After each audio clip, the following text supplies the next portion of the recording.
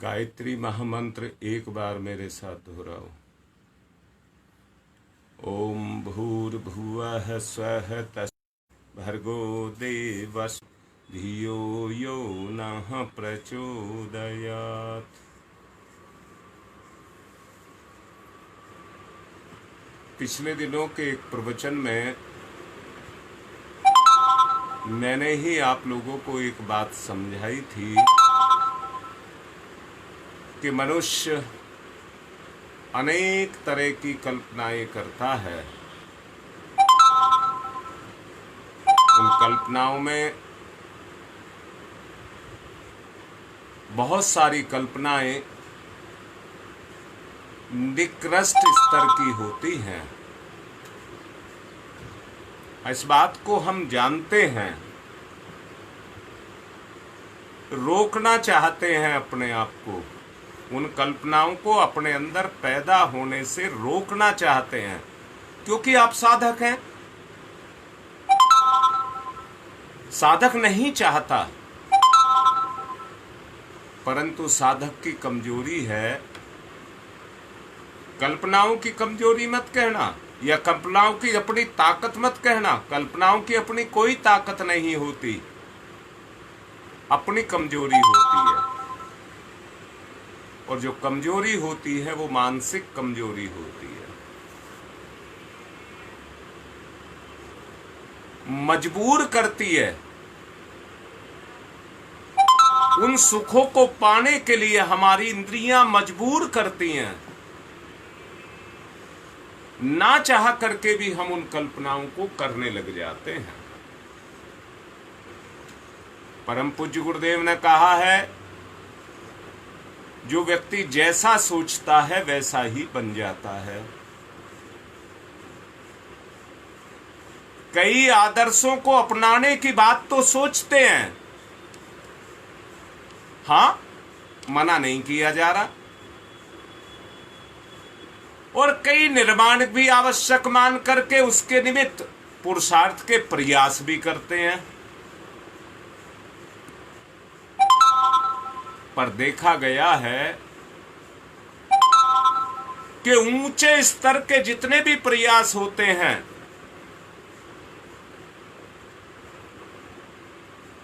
उनका उत्साह व्यक्ति का थोड़े दिन में ठंडा पड़ जाता है। क्यों ठंडा पड़ जाता है? मैंने कमजोरी की बात आपसे कही। अंदर की चेतना उसको बोझ मानने लग जाती है। अंदर की चेतना उसको बोझ मानने लग जाती है।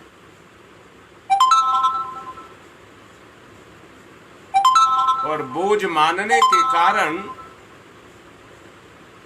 जो जोश पैदा हुआ था वो ठंडा पड़ने लग जाता है। इसलिए बीच बीच में मैं आप लोगों को ललकारता रहता हूं, याद दिलाता रहता हूं।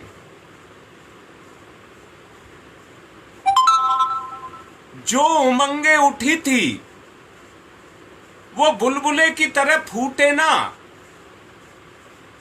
वो पक्की हो। अब यहां पर केवल एक ही बात कह रहा हूं, बुलबुला इसलिए बन जाती हैं कि आपके संकल्प कमजोर हैं। अगर वो संकल्प मजबूत हो तो वो आपका आचरण बन जाए और आपका चरित्र बन जाए। पर देखा यह जाता है कि ऊंचे उद्देश्यों के लिए उठने वाला जो उत्साह है वो धीरे धीरे शिथिल हो जाता है। और जैसा मैंने कहा, आज जैसे मैं आपको कह रहा हूं तो उसी जोश को दोबारा से जागृत करने के लिए आपको कह रहा हूं कि वो जोश ठंडा नहीं पड़ना चाहिए।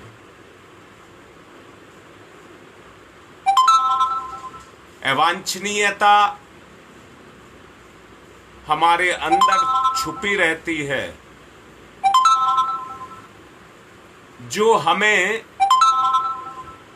बुराई की तरफ अपने कदमों को बढ़ाने के लिए मजबूर करती है। मैंने कहा, गंदे विचारों में ताकत नहीं है, ना उनमें अपनी कोई ताकत नहीं है, परंतु वो हमारी कमजोरी है।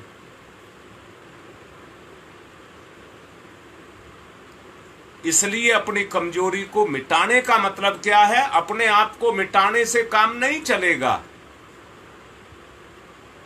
अपने उत्साह को जगाने से काम चलेगा, अपने संकल्प बल को जगाने से काम चलेगा। और उसके लिए उन गुणों को अपने अंदर जागृत करना पड़ेगा जो हमारे लिए शक्ति का काम करें।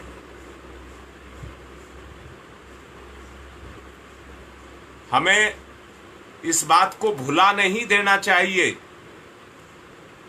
दृढ़ता की अपनी जगह है और जगे रहने पर ही दृढ़ता है, जगे रहने पर ही दृढ़ता है। इसलिए जागृत स्थिति को प्राप्त होना है। कदम हमारे जमे रहे, हमें कोई उखाड़ ना पाए। ये सारा का सारा केवल एक ही बात पर निर्भर करता है, वो है आपका संकल्प बल। बुद्धि सो जाती है, दुर्भाव दुष्प्रभाव है, और हमारी स्थिति दीनहीन की स्थिति बनी रहती है। अंदर से देखो, हमारी स्थिति दीनहीन की बनी रहती है। हम दीनता में अपने जीवन को जीते हैं।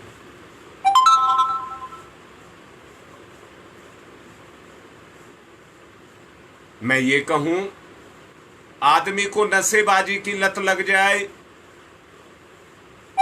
देखो उसकी हालत कैसी हो जाती है। जबकि लात मार करके छोड़ना उसका 1 सेकंड का काम है, 1 सेकंड में छोड़ सकता है, परंतु हिम्मत नहीं होती। उसके सामने हिम्मत को हार करके रखता है।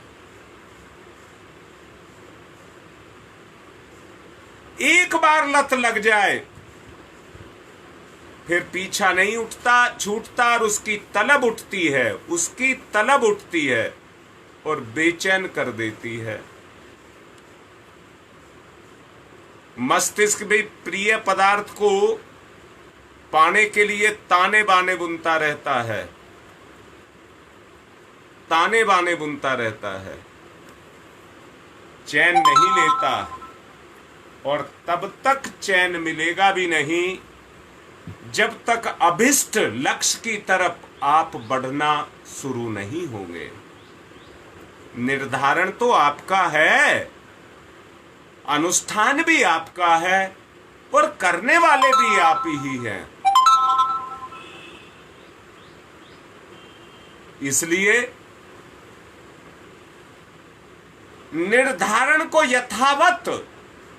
यथावत जो उसकी स्थिति है, जिसकी कल्पना करके, जिसका निर्धारण करके आपने लिया है, उसकी मंजिल की तरफ अपने आप को चलाना, यही अनुष्ठान है। किंतु एक बात समझ लेना, उत्कृष्ट स्तर के निर्धारणों में हमारी मानसिक प्रक्रिया कम ही चलती है। जप करते हैं तब देख लीजिए, उपवास करते हैं तब देख लीजिए, ध्यान करते हैं तब देख लीजिए, अपना दैनिक जीवन जीते हैं उसमें देख लीजिए।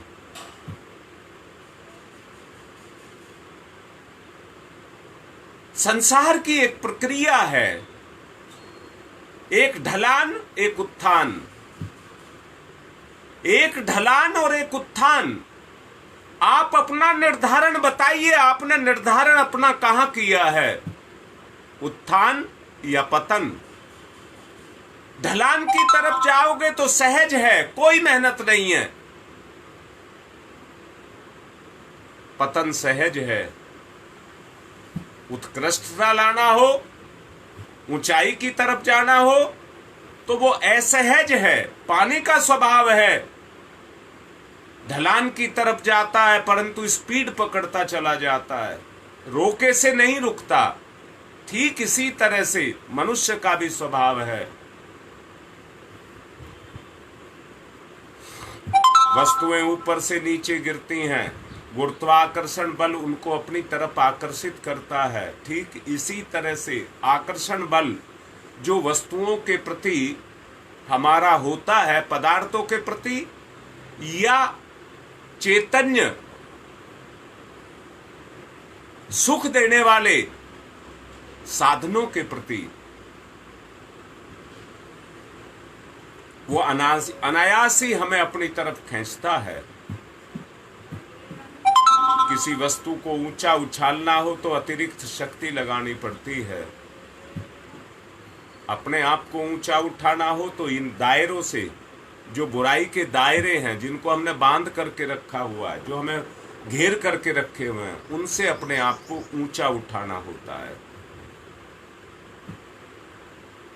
आदर्शों के परिपालन उच्च स्तरीय प्रयास हैं, जिनके लिए विशेष रूप से वो प्रेरणा के स्रोत बनते हैं।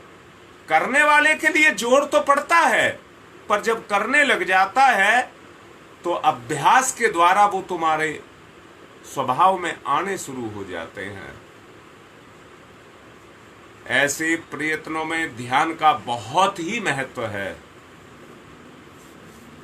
जो काम कराए जा रही हैं, जो साधनाएं आपसे कराई जा रही हैं, उनका निर्धारण बड़ा सोच समझ करके किया जा रहा है। अनावश्यक अनर्गल कुछ भी नहीं लिया जा रहा है। जो अति आवश्यक है उसी का प्रयोग किया जा रहा है। विस्मरणजन कठिनाइयां, उनकी रोकथाम करना ये बहुत महत्वपूर्ण है। स्मृति और विस्मृति, स्मृति और विस्मृति, बुराइयों की विस्मृति कर देना अति उत्तम है, परंतु अच्छाइयों को अपने साथ लगा करके रखना बहुत आवश्यक है। जो पिछली बातों को भूलकर नई जानकारियों को स्मृति पटल पर अंकित करते हैं,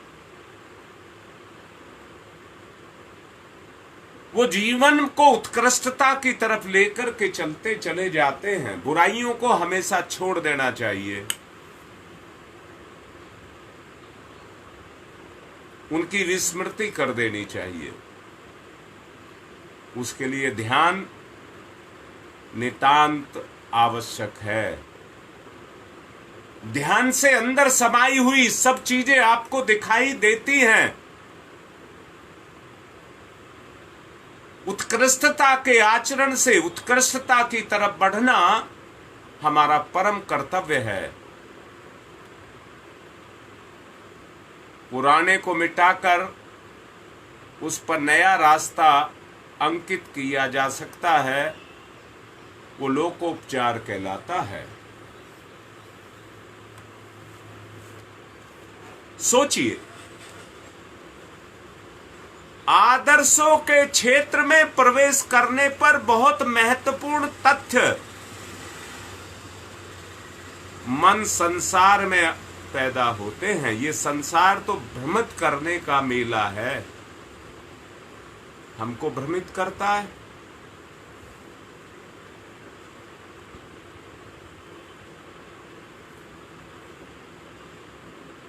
नए नए आकर्षण जंजाल के रूप में हमें फंसाते हैं। ऐसी दशा में उपयुक्त यही है कि आदर्शों का परिपालन किया जाए, परंतु साथ ही स्थिति ये भी है कि व्यक्ति तरह तरह के पाखंडों के साथ बंधा रहता है। किसके कारण? अंतःकरण की गहराई में धर्म की धारणा को स्थापित करना हमारे अनुष्ठान का लक्ष्य है, पर हमारा जीवन तो कटी हुई पतंग की तरह से है।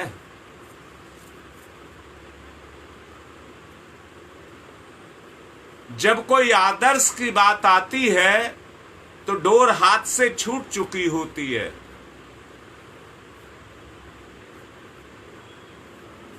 शरीरगत वासनाएं और मनोगत तृष्णाएं हमें निरंतर सताती रहती हैं और अपना ताना बाना बुनती रहती हैं। इन्हीं के लिए आदमी खटता, मिटता, पिटता, कुटता, ये सब रहता है। कुछ सफलता विशेषताएं उपलब्ध हुई तो अहमन्यता जग जाती है, अहंकार आ जाता है और भूत बनकर के हमारे ऊपर सवार हो जाता है।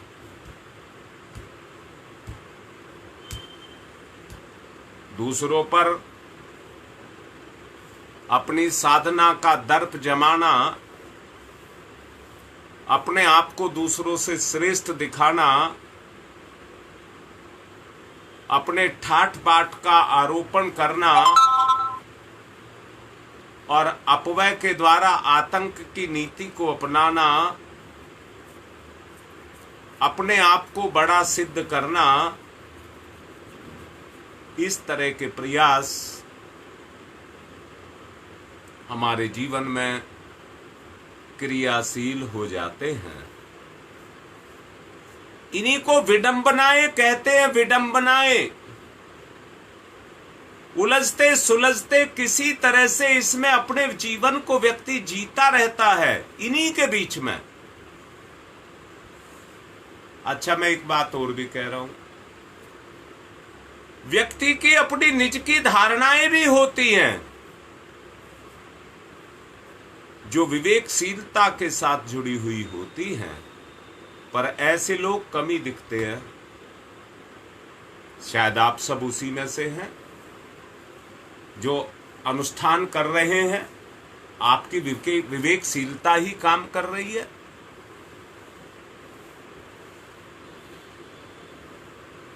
विडंबनाओं में का अंत करना ही जीवन का वास्तविक उद्देश्य है। जिनकी अपनी निजी धारणाओं में विवेकशीलता आ जाती है, वो आदर्शों को अपनाने लग जाते हैं। एक बात कहूंगा, संसार में एक परिपाटी चली आ रही है परंपराओं की। हम सब उनका अनुकरण करते हैं।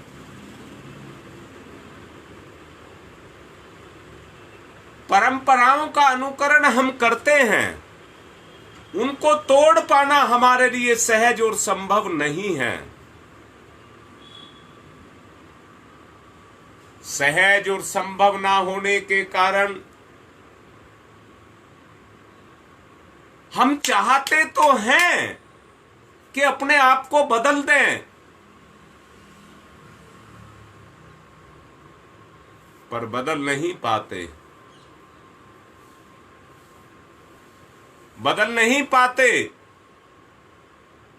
कुरीतियां चाहे कितनी ही अहितकर हों, अनुपयुक्त क्यों ना हो, परंतु संगी साथियों के द्वारा अपनाए जाने के कारण वो हमें अनुकरण का विषय बन जाती हैं। अनुकरण प्रियता मनुष्य का अपना एक स्वभाव है। इस क्षेत्र में यह भी सोचा जाना चाहिए कि हम दृढ़ता पूर्वक अपने जीवन का निर्धारण करें और उसको अपनाएं। निर्धारण के अभाव में जो अवस्था आज एक सामान्य व्यक्ति की बनी हुई है, वही अवस्था हमारी भी बन जाती। हमारा संकल्प बना और अनुष्ठान से हम जुड़ गए, शायद जितना आपने किया हो उतना परिवर्तन निश्चित रूप से आपके जीवन में होगा। हमें अवसरवादी नहीं बनना है, बेपैंदी का लोटा नहीं बनना है, अपने स्वार्थ की सिद्धि करने वाला नहीं बनना है, अपने आप को बदलने वाला बनना है। अपने निज स्वभाव को, अपने निज स्वरूप को बदलना है। वातावरण को अपने ढांचे में ढाल सकने की मन स्थिति किन्हीं बिरलों के बीच में बनती है। अगर सहयोग रहेगा, हम जितने भी हैं, सहयोग रहेगा, तो इस सहयोग के कारण हमारी आंतरिक स्थिति में परिवर्तन आता हुआ चला जाएगा।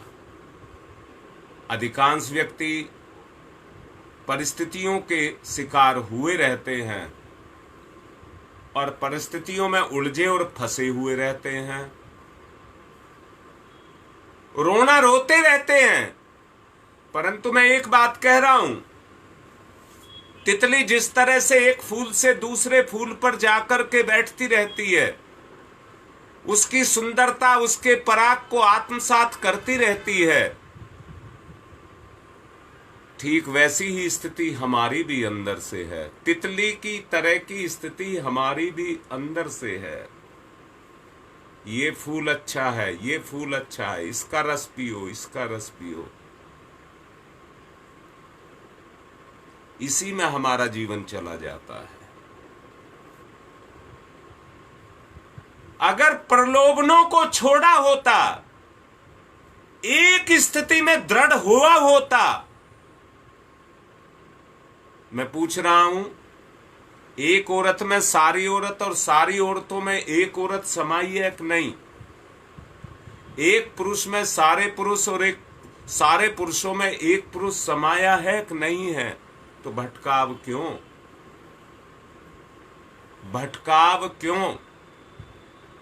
तरह तरह की लत लगाना, आवश्यकता है अपने पेट की पूर्ति करना, आवश्यकता है अपने पेट की पूर्ति करना,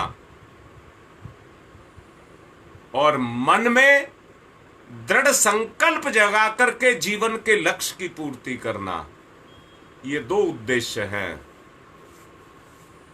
फिर हम डाली डाली पर, फूल फूल पर क्यों मंडराते रहते हैं? जब दो उद्देश्य निर्धारित हो गए तो आखिर हम चाहते क्या हैं? इस बारे में सोचना पड़ेगा। अगर ये सोचने की बात आती है तो एक ही बात सामने आती है, वो है हमारी कमजोरी। वो है हमारी कमजोरी। बदलते मन की स्थिति में प्रलोभन जगते हुए चले जाते हैं और उनका कोई अपना लक्ष्य, निर्धारण, गंतव्य नहीं होता। इस प्रकार के व्यक्तियों की कोई दिशा धारा नहीं होती, ना उनकी कोई सुनिश्चित क्रिया पद्धति होती है। परिस्थितियां ही उन्हें हवा के झोंके की तरह से जहां तहां उड़ाती तिनकों की तरह से भगाती फिरती हैं। ऐसी दशा में ना कोई महत्वपूर्ण कार्यों को नियमितता के साथ अपने जीवन में अपनाया जा सकता है और ना किसी सराहनीय सफलता को प्राप्त किया जा सकता है। प्रेरणाएं अंतःकरण में उठती हैं और आपसे कहा गया है अनुष्ठान का निर्धारण और कोई नहीं करेगा, आपकी अंतर चेतना करेगी, यही कहा गया है। बार बार याद दिलाया जाता है। इधर उधर से सारे अनुष्ठान के नियम तोड़े गए हैं, परंतु एक पर दृढ़ हुआ गया है, अंतरात्मा की आवाज को नहीं झुटलाना है। अगर सही है तो अंतः प्रेरणा ही सही है।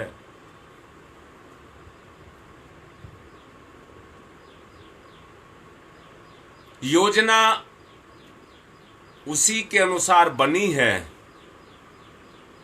इच्छा पूर्ति के उद्देश्य के लिए नहीं बनी है। नहीं, आपकी कोई इच्छा नहीं चलनी है, आपकी अपनी कोई इच्छा नहीं चलनी है, आत्मा के उद्देश्य के लिए किया गया है। आपको जो चीज मिलनी चाहिए थी सबकी छूट कर रखी है, फिर और अधिक पाने की इच्छा क्यों? इसलिए अंतर आत्मा की बात को सोचिए। उसकी इच्छा, अंतर आत्मा की इच्छाओं की पूर्ति करना ही जीवन का उद्देश्य है। अपने स्वरूप का निर्धारण करिए, परिस्थितियों के साथ तालमेल बैठाइए। व्यक्ति स्वार्थ साधना के प्रयत्नों में अपना आयुष्य जो बिताता रहता है उस पर लगाम लगाइए। जिनका कोई उद्देश्य नहीं, उससे कोई क्रमबद्ध रूप से करते धरते नहीं बन पड़ता। वो केवल औपचारिकताएं या सामाजिक मान्यताएं उनकी पूर्ति करता रहता है, दुनिया को दिखाता रहता है मैं बहुत सत्य व्रतधारी हूं, अनुष्ठान कर रहा हूं, साधक स्तर का हूं। इस स्थिति को एक प्रकार से निष्फल जीवन ही कह सकते हैं। जितनी महत्वपूर्ण क्षमताएं आपको उपलब्ध हैं, उसकी तुलना में हम शतांश भी उसका सदुपयोग नहीं कर पाते। मैंने ही कहा था, संतोष एक ऐसा गुण है जिस व्यक्ति के अंदर पैदा हो जाता है, उसकी इच्छाएं अपने आप गौण होती चली जाती हैं। इसलिए अंदर से आवश्यकता को महसूस करिए, क्या करने योग्य है और क्या करने योग्य नहीं है। उथला जीवन, उथला जीवन उसी को कहते हैं जो अंतःकरण की गहराइयों में आदर्श की आस्थाओं का अभाव रखता है।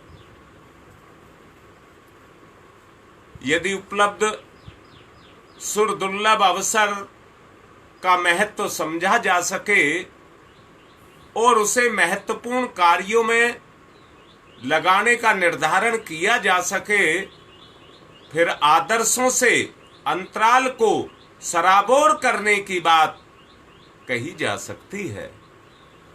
और एक कर्म तो जिस समय से शुरू हो जाता है उसी समय से अपने परिणामों को देने लग जाता है। आवश्यकता इसी बात की है कि हम अपने सत्संकल्पों को जागृत करें, अपने सत्संकल्पों को जागृत करें।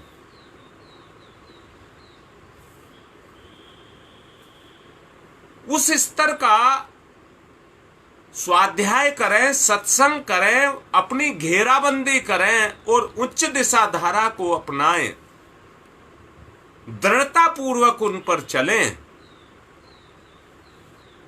जो सत्संग के द्वारा सद्ज्ञान हमको मिला है वो वांछनीय है। दृढ़ता पूर्वक अगर चल पाना आपके लिए संभव हो सका तो बंदर वृत्ति के कौतुक कौतूहल जो आपके जीवन में होते रहते हैं वो गौण हो जाएंगे। कुछ ऐसा बन पड़े जो अनुकरणीय हो,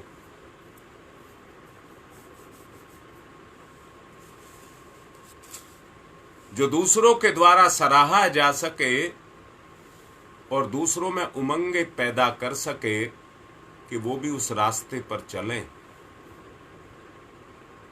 मनुष्य जीवन महान सृजेता की महान कला करती है।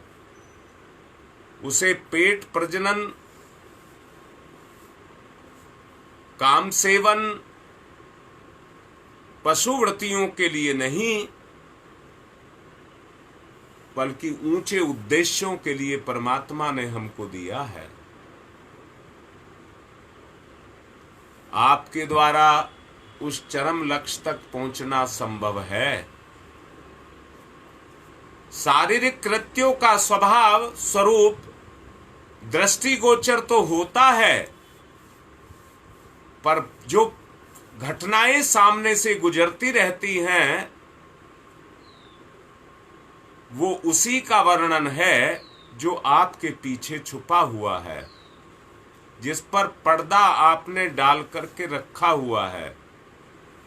घड़ी के अनेक पुर्जे होते हैं जो आपस में जुड़े हुए होते हैं, पर जब चलता है, चाबी भरते हैं, जब चलता है तो वो सबको धकेलता है, सबको गति देता है। इसी तरह से व्यक्ति भी एक दूसरे के साथ जुड़ा हुआ है। मनुष्य ईश्वर की महान कला करती है। पेट प्रजनन के लिए, पशु वृत्तियों के लिए परमात्मा ने उसे नहीं बनाया है, परंतु अपना उद्देश्य पूर्ण करने के लिए बनाया है। कर्मयोग इसी को कहा जाता है जिसके अंतर्गत हम कर्म द्वारा, कर्म को करते हुए अपने चरम लक्ष्य की तरफ बढ़ते हुए चले जाएं।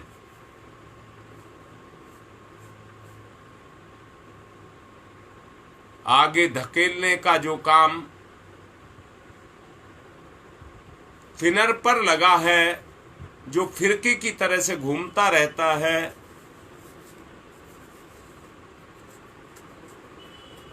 वो जाम पैदा ना करे, जकड़न पैदा ना करे। आदर्शवादी उन मान्यताओं को धर्म धारणा कहते हैं जिनमें निश्चित रूप से पूर्व की गहराइयों की गंभीरता पूर्वक विचारणा की जा सके। परोपकारी ईमानदार स्तर के व्यक्ति अनेक आकर्षण और दबावों से परे रहते हैं।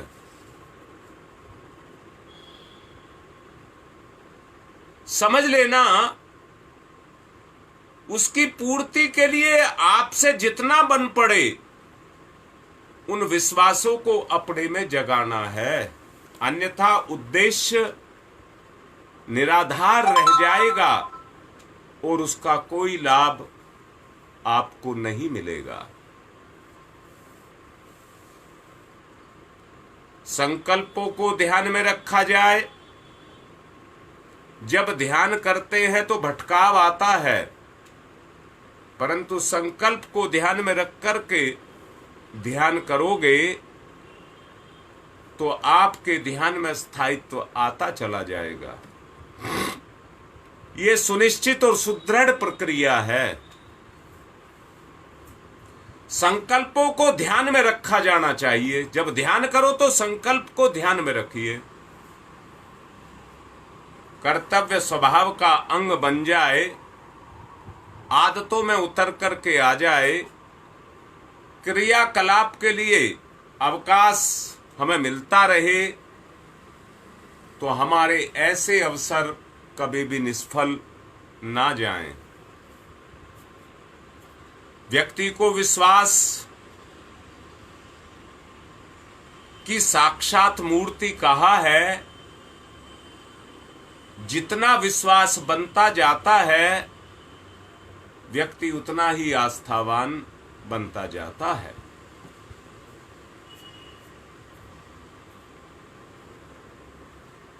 धुआंधार कर्म करते चले जाना, उनका प्रतिपादन करना,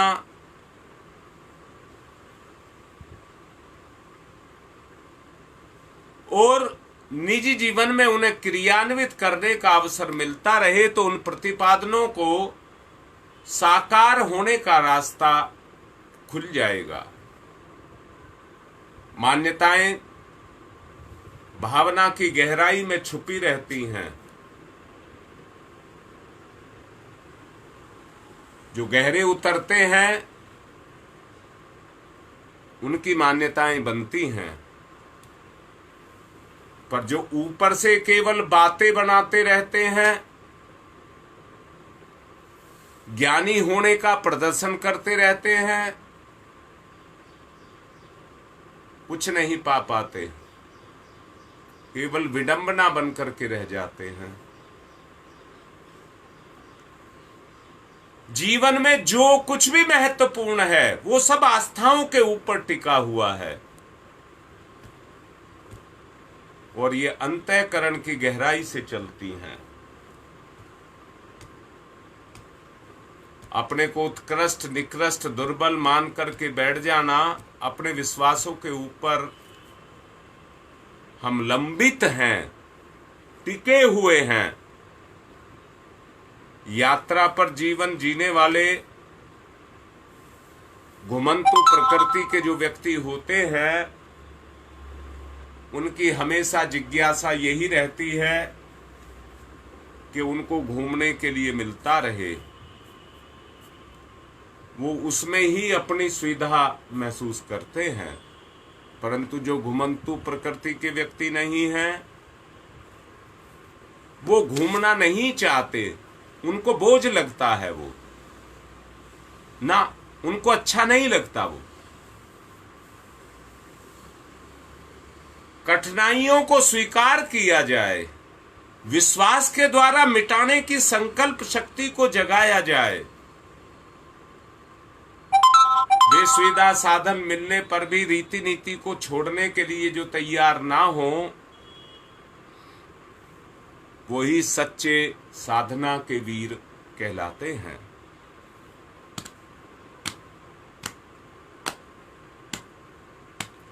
फिर भी विश्वास तो विश्वास है, मनुष्य का सबसे समर्थ तत्व है। मान्यताओं के आधार पर मनुष्य कष्ट साध्य जीवन जी सकता है। सामने प्रस्तुत अन्य सुविधाओं को सहज ठुकरा सकता है। कुमारियां अपना कौमार्य व्रत, विधवाएं अपना वैधव्य इसी आधार पर भली प्रकार निर्वाह पाती हैं, उसका निर्वाह कर पाती हैं। न्यायनिष्ठ, ईमानदार, परोपकारी व्यक्ति अनेक आकर्षणों के दबावों को टाल देता है, उनके सामने झुकता नहीं है। अपनी प्रतिभा को, अपनी प्रतिज्ञा को कभी झुकने नहीं देता।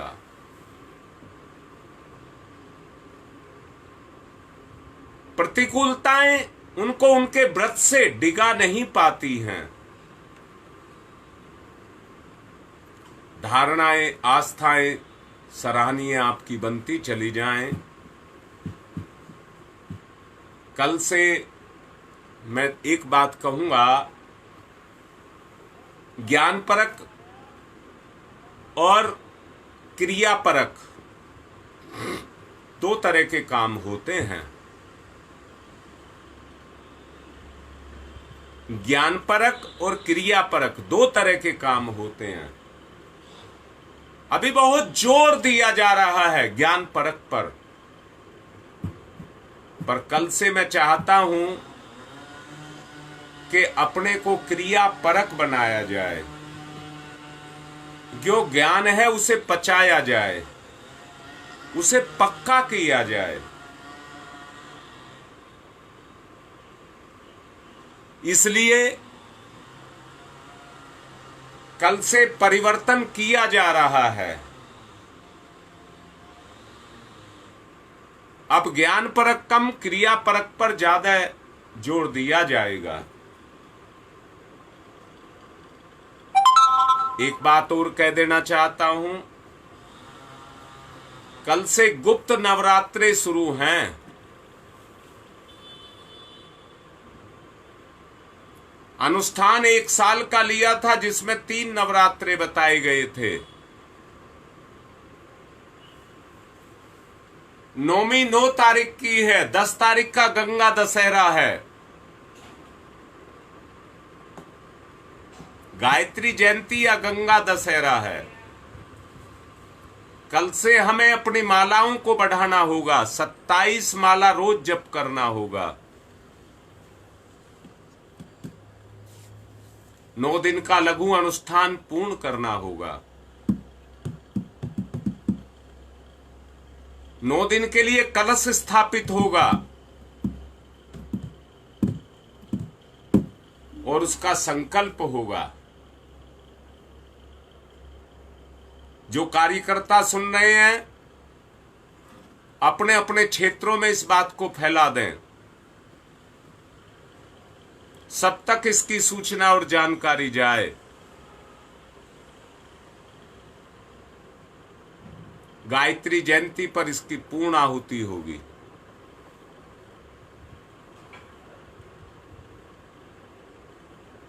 कल से जैसा अभी कहा गया,